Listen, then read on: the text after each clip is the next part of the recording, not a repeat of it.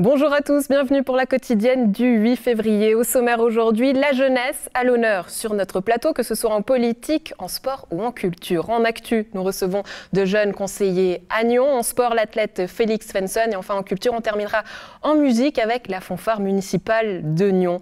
Toujours sur les routes du district, mon cher collègue Alexandre Caporal. Salut, où es-tu aujourd'hui ?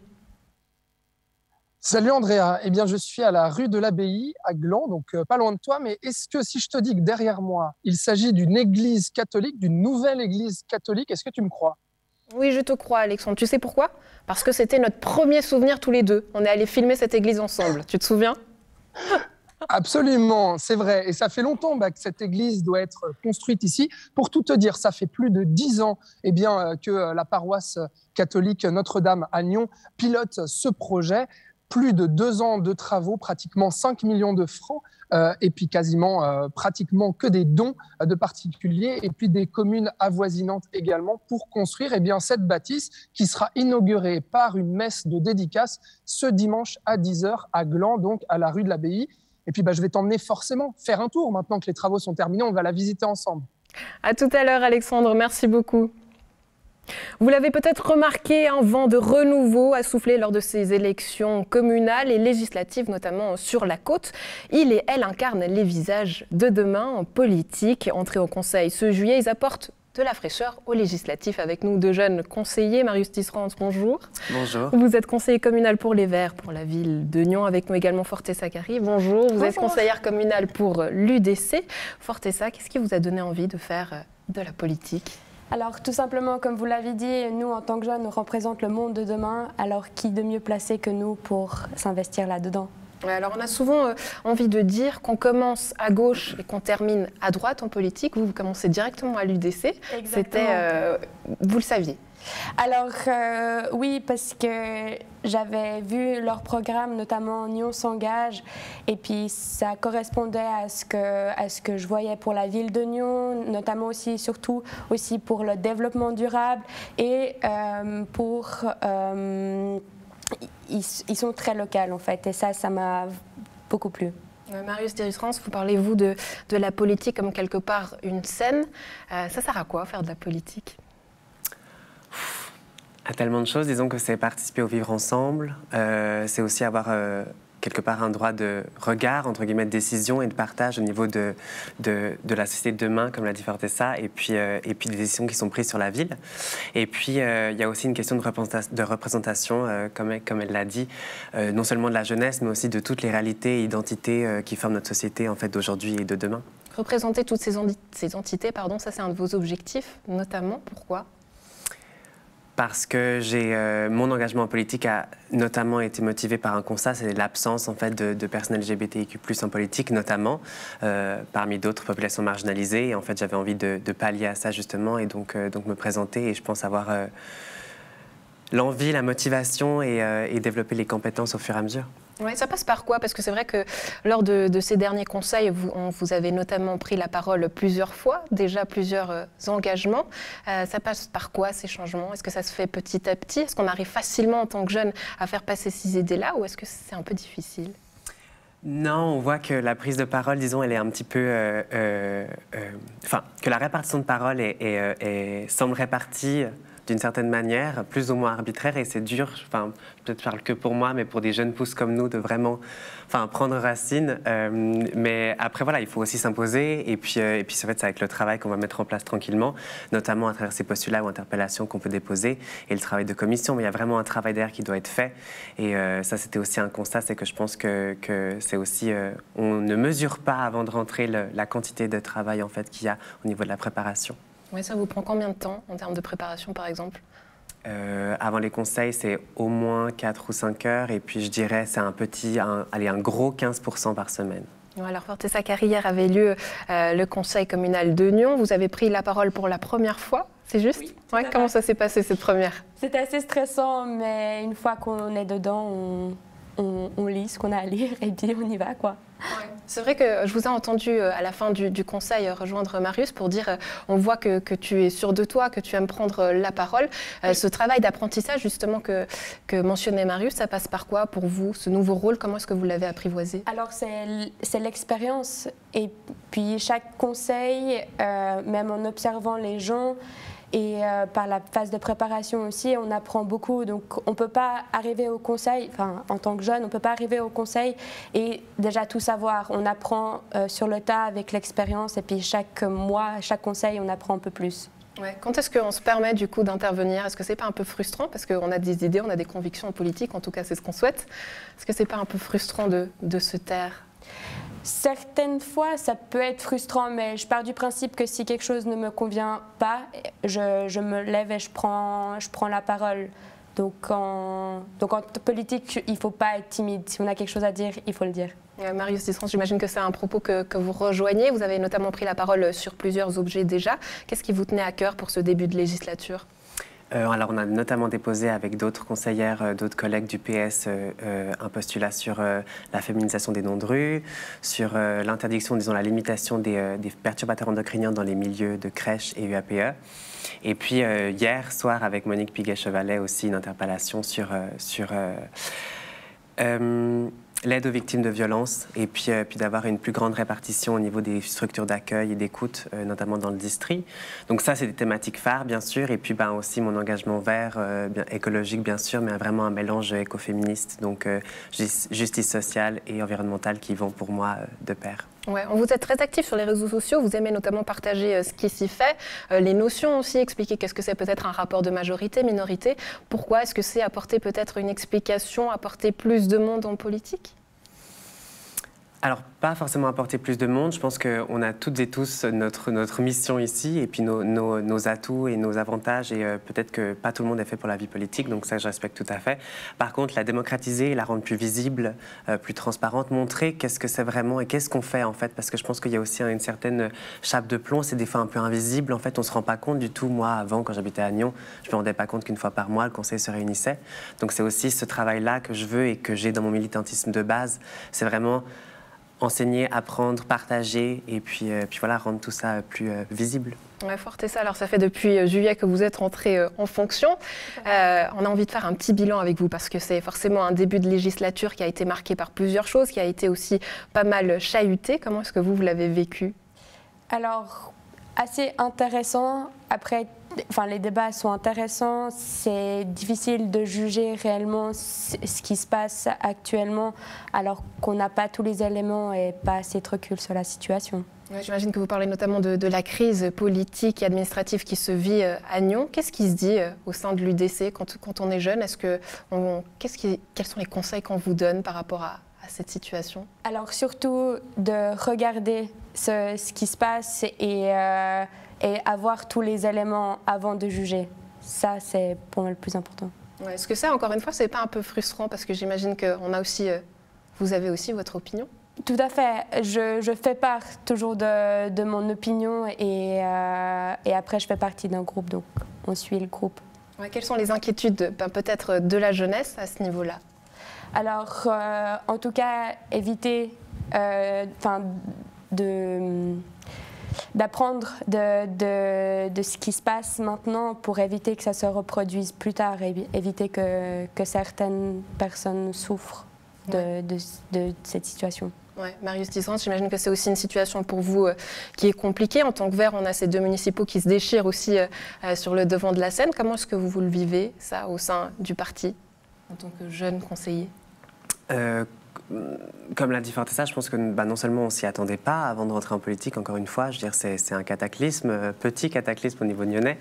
On réagit un petit peu aussi au fur et à mesure, et puis il y a des lignes de parti, il y a des principes qu'on se doit de respecter aussi et auxquels on s'allie. Bien sûr, après, d'un point de vue très personnel, c'est dur de voir ces déchirements, c'est dur de voir les souffrances humaines aussi qui en découlent, et puis ces séparations-là, ces conflits.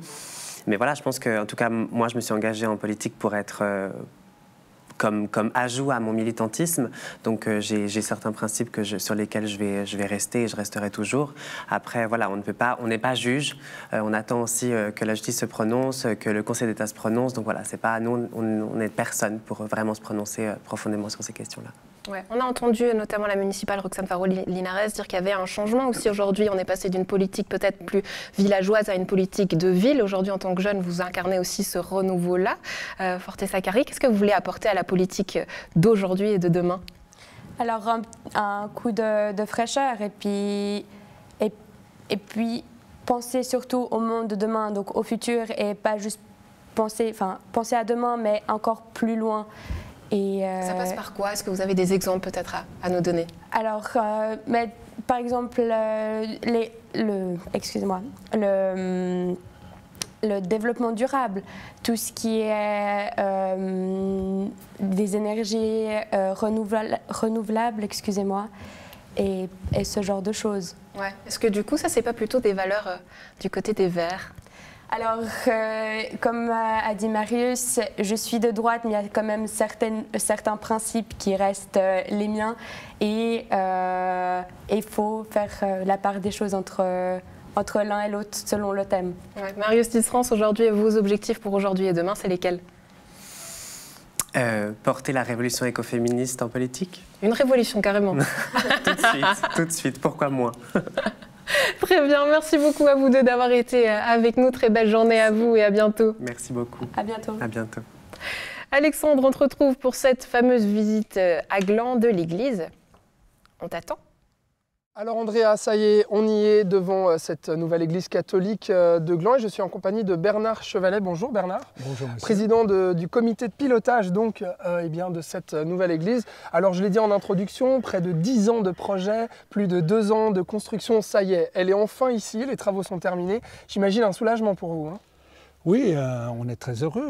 Donc, le chantier a commencé en juin 2020 et il a fallu 19 mois pour arriver à cette superbe construction. Ouais, donc un bel accomplissement qu'on va visiter ensemble. Oui, je vous propose de me guider et puis de me montrer tout ce qu'il y a à voir dans cette église. D'accord, je vous suis. Je vais peut-être commencer par un petit élément sur les aménagements extérieurs. Donc, nous avons voulu que tous les arbres, tous les arbustes et toutes les plantes qui sont plantées maintenant autour de cette église sont tous des espèces qui sont citées dans la Bible. D'accord, très bien. Et donc là, plantation et puis prévu floraison pour... alors au printemps, printemps, été, voilà, il faut que le gazon pousse, que les arbres fleurissent. Mais il y a dans ce jardin, donc entre autres des oliviers, des grenadiers, des amandiers, un arbre de Judée, des pieds de vigne.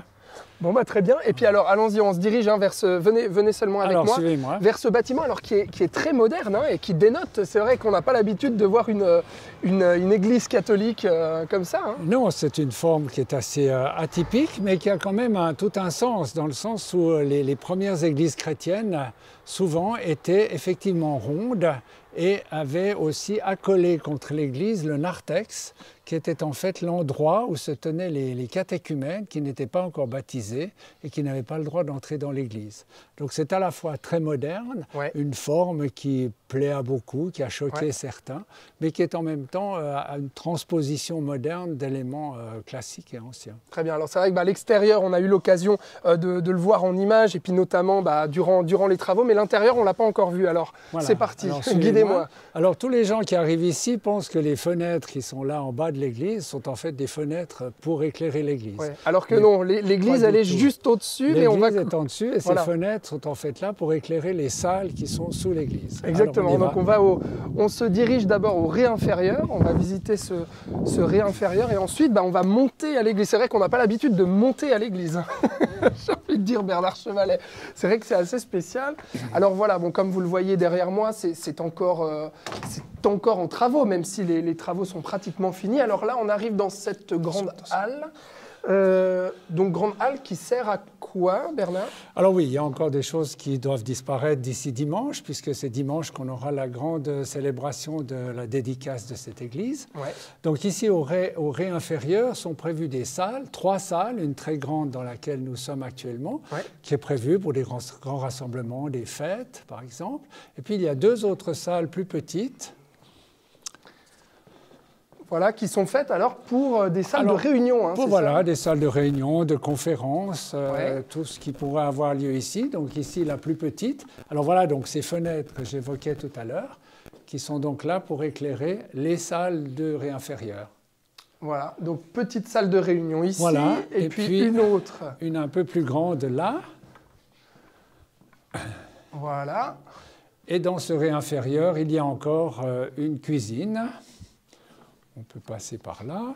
Voilà. Donc, tout ça pour les membres de la paroisse, on imagine? Non seulement. Bien sûr que ces salles seront en priorité vouées aux activités de la communauté catholique, oui. Mais nous avons voulu dès le début que ça soit un lieu de rassemblement oui. possible pour les autres communautés chrétiennes de Gland, pour des réunions de société, tous ceux qui voudront louer ces locaux, que ça soit ouvert vraiment à tout le monde. Et à certaines activités de la commune aussi, probablement. D'accord. Donc effectivement, tout un ré inférieur avec salle de réunion, voilà. cette cuisine qu'on voit derrière moi. Alors quand même, juste on jette quand même un petit œil curieux sur cette cuisine, effectivement moderne, hein, ouais.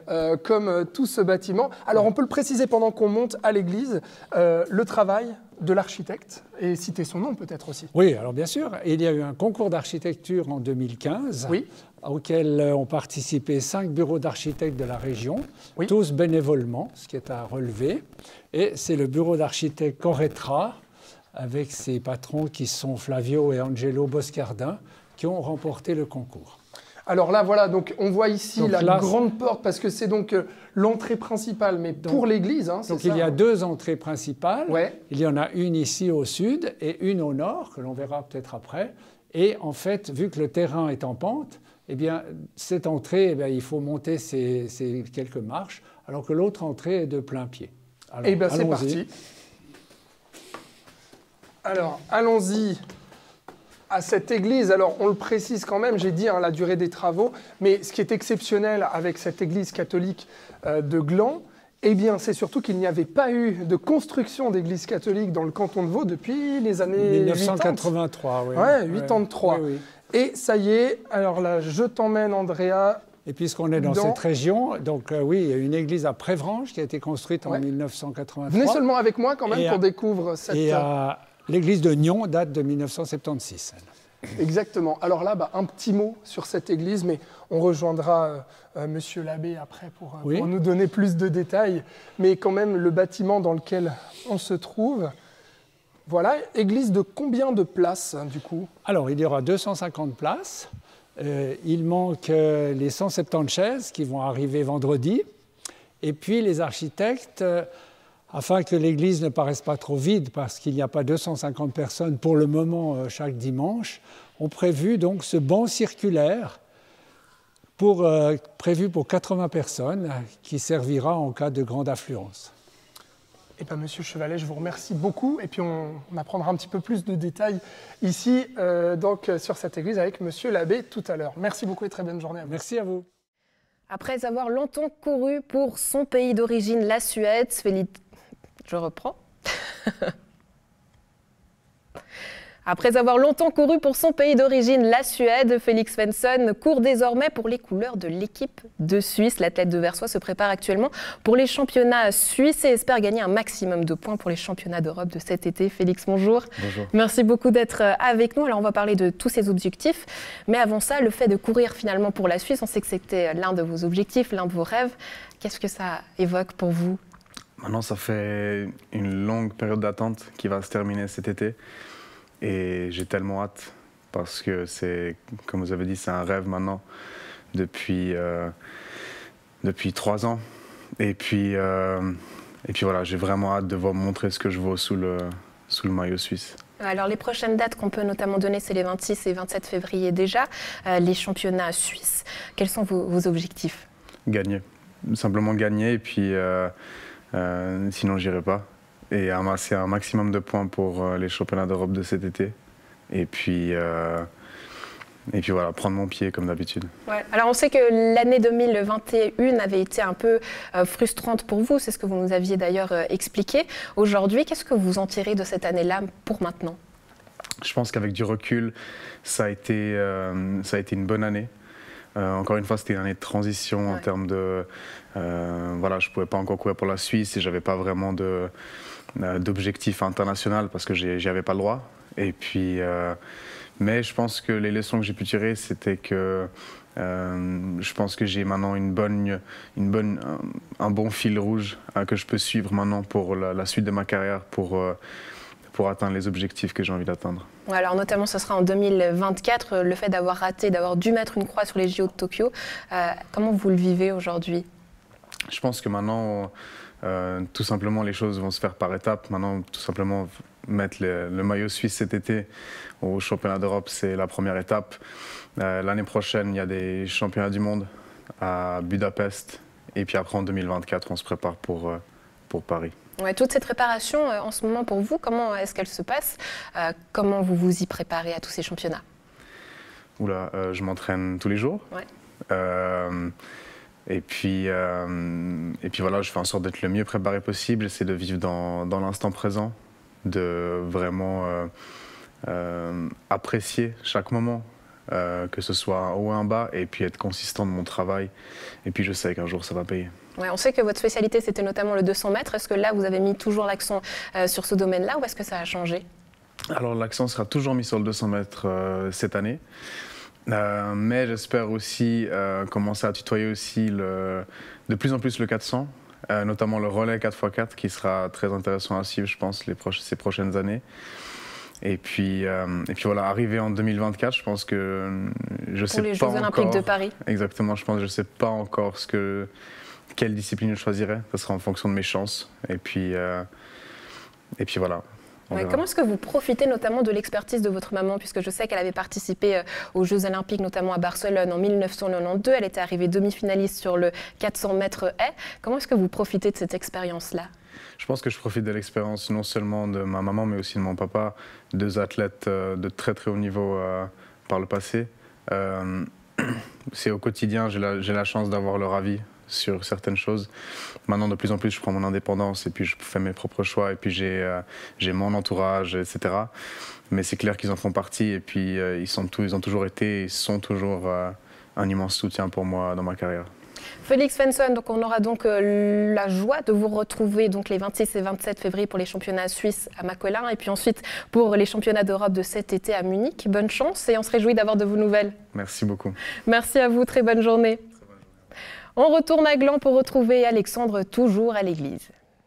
Alors je suis avec monsieur Jean-Claude Dunant, qui est donc l'abbé, monsieur le curé de la paroisse catholique de Nyon, et puis donc qui va officier ici, dans cette nouvelle église catholique, qui va donner les messes. Effectivement, oui, avec d'autres confrères, nous sommes 4 dans la région. 4 dans la région. Alors là, on se trouve, Andrea, eh bien, à l'extérieur, comme tu le vois, mais de l'autre côté, c'est la deuxième entrée dont nous parlait Monsieur Chevalet avant.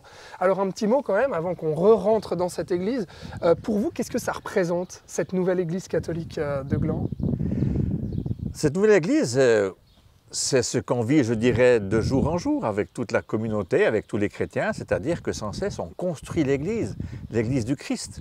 Alors ici, réellement, eh bien, on a construit une église de pierre parce qu'il y a une église de baptisés. Tout à fait. Eh ben, allez-y, venez. Suivez-moi, on rentre. Enfin, je vous suis plutôt, guidez-moi. Voilà. On re-rentre dans cette église, mais par l'autre côté donc.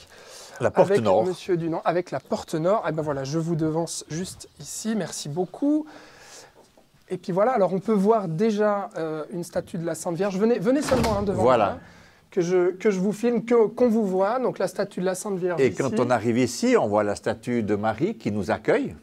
Et si on s'avance un tout petit peu, elle nous invite à entrer dans cet espace où il y a l'autel, où nous allons célébrer l'Eucharistie, c'est-à-dire où son Fils, Jésus, va se donner en nourriture. Ceci est mon corps. Effectivement. Et puis juste là, alors qu'est-ce que c'est, Monsieur Dunant? Ça, c'est les fonts baptismaux. Et nous nous situons à l'entrée de l'église et c'est là que nous allons pouvoir baptiser, si c'est possible, les enfants par immersion, puisque c'est assez profond, 50 litres d'eau environ.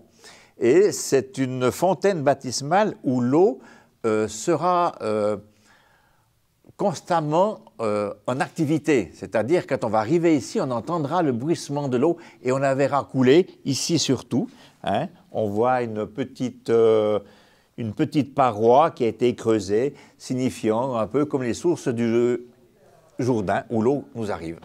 Alors, on va pénétrer à nouveau dans cette église. Moi, j'aimerais, en tant que curé, avoir aussi votre sentiment, parce que j'imagine que ce n'est pas le genre d'église où vous avez l'habitude de célébrer des messes, puisque une église aussi moderne, aussi neuve, ça fait quelque chose, j'imagine.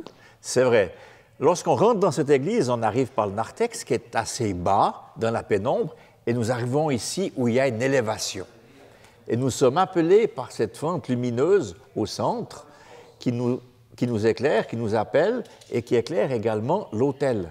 Il y a une axialité autour duquel il y a l'autel, la table de la parole, l'ambon, où nous lirons les textes bibliques, et à gauche, les sièges de la présidence, où le prêtre ou l'évêque, avec d'autres ministres, s'installeront pour présider l'Eucharistie, présider la messe. L'évêque ou le prêtre ne seront plus en face de la communauté, mais au milieu, un peu comme le berger qui avance avec son troupeau. Donc, c'est-à-dire, est-ce que j'ose déjà peut-être filmer ces sièges? Donc, c'est-à-dire, vous serez vraiment assis ici? Ici. Et nous présiderons les célébrations depuis ici. Effectivement, il y aura quelques personnes qui seront dans notre dos, d'autres seront en face, mais lorsque le prêtre sera à la table de la parole, à l'ambon, où il y a la merveilleuse colombe qui nous invite à nous élever, eh bien, nous aurons d'autres personnes qui seront dans notre dos. Effectivement. Donc, vous avez déjà pris vos marques, monsieur l'abbé, ici? Un peu dans ma tête et dans mon cœur, effectivement. Je me réjouis en tout cas beaucoup, effectivement. Et pour dimanche, justement, pour cette messe, on peut dire quand même d'inauguration de cette nouvelle église, est-ce que vous aurez des mots particuliers aux fidèles pour justement la création d'une nouvelle église ici à Gland? Alors, je pense que les mots seront davantage prononcés par notre évêque, Charles Moreiro, l'évêque du diocèse de Lausanne, Genève et Fribourg. Au début de la célébration, j'essaierai de dire quelques mots pour accueillir toute la communauté, accueillir l'architecte, accueillir l'artiste et accueillir bien sûr tous les paroissiens et ceux et celles qui ont envie de prier ici. Eh ben, je vous remercie en tout cas grandement de nous avoir invités au cœur de cette nouvelle église catholique de Gland. Et puis je vous souhaite plein de merveilleuses messes à passer ici. Merci beaucoup. Merci beaucoup, monsieur l'abbé. Bonne journée. La fanfare municipale de Nyon se réjouit pour vous recevoir lors de ses concerts annuels les samedis et dimanches 12 et 13 février au théâtre de Maran. On en parle avec vous, Roberto Yariccio, bonjour. Bonjour. Vous êtes le président de la fanfare municipale de Nyon. À nos côtés également Yasmine Rojar, vous êtes altiste à la fanfare municipale de Nyon. Bonjour, merci beaucoup d'être avec nous. Alors, cette année, qu'est-ce que vous nous avez prévu de beau pour ces concerts? Un magnifique concert, de la musique et de la musique, c'est ça qu'on a voulu faire, c'est ça qu'on sait faire aussi, et on a mis l'accent là-dessus. Avec une thématique particulière pour cette année ou pas forcément? Alors on a dû y renoncer malheureusement. Les répétitions ont été un peu chamboulées et du coup le programme musical aussi, on a dû l'adapter. On avait un joli thème, mais on le garde dans notre poche parce qu'on veut le ressortir l'année prochaine. Mais on a quand même pu présenter des pièces variées, des pièces qui toucheront tout le monde, j'espère. Vous dites qu'il a fallu s'adapter parce qu'évidemment le Covid est passé par là, donc impossible de répéter tous ensemble. Comment ça s'est passé ces répétitions? Ça n'a pas été facile, tout le monde du Covid, mais un grand chapeau au comité, à la commission musicale, puis au directeur, parce qu'à chaque moment, on a adapté en fonction du nombre de personnes qu'on pouvait être, des règles en vigueur. Et puis, c'est vrai que là, on peut répéter en 2G+. Mais c'est chouette, on va vous présenter un vraiment chouette programme varié, autant pour les musiciens que pour le public. Alors là, on voit des anciennes images d'anciennes répétitions avec Aurélien qui était directeur. À présent, c'est Vincent Morer qui était venu sur ce plateau. Il nous avait dit que pour les répétitions, c'était un petit peu particulier, comme vous venez de le dire aussi, qu'il fallait répéter en quatuor. Est-ce que du coup, vous avez gardé ce système-là finalement pour le concert? Non. Alors, on a pu répéter en quatuor pendant une certaine période. On avait fait des enregistrements. Et puis après, on a dû faire des répétitions en extérieur. Après, on a dû adapter parce que c'était des répétitions à 15, puis à 30. Et maintenant, avec la 2G+, en fait, on peut être un nombre illimité. mais il faut avoir la 2G+. Ouais. Qu'est-ce que ça vous a donné comme apprentissage au niveau de la musique, peut-être, toute cette période? De la flexibilité. Ouais.